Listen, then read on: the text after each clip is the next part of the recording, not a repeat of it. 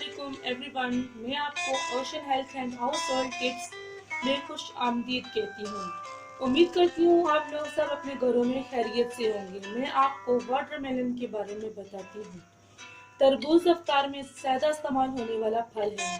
क्या अमीर क्या गरीब, सब लोग तरबूज को अपनी इफ्तारी में इस्तेमाल करते हैं। ये इंसान को गर्मी के मौसम में ठंडक और राहत बख्शता है। इसके अलावा बहुत ज्यादा फवाइद है। तरबूज को नबी करीम सल्लल्लाहु अलैहि वसल्लम ने भी तनावल फरमाया है। हम आपको तिब्बी फवाइद और इस्तेमाल के बारे में बताते हैं। जिगर के जुमले अमराज के लिए तरबूज का इस्तेमाल किया जाता है। तरबूज का जूस भी इस्तेमाल किया जाता है। तरबूज ब्लड प्रेशर में भी मुफीद है। जिन लोगों का खून गाढ़ा हो गया हो, इसके लिए तरबूज अपने मिजाज के लिहाज से बढ़े हुए ब्लड प्रेशर को कंट्रोल करता है। इसकी ठंडी तासीर होने की वजह से खून में ब्लॉकेज को भी खत्म करता है।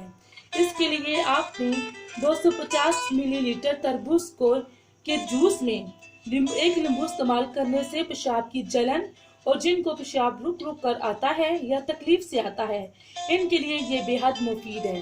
इसके अलावा गुर्दा और मसाने की पथरी को रेजा रेजा करके पेशाब के रास्ते से निकालता है। तरबूज खाने का जो दुरुस्त टाइम है वो मैं आपको बताती हूँ। तरबूज खाने का दुरुस्त टाइम खाना खाने से कबल आधे घंटे का है। तरबूज खाने से पेट धुलकर साफ हो जाता है और भूख भी सही लगती है। Thanks for watching.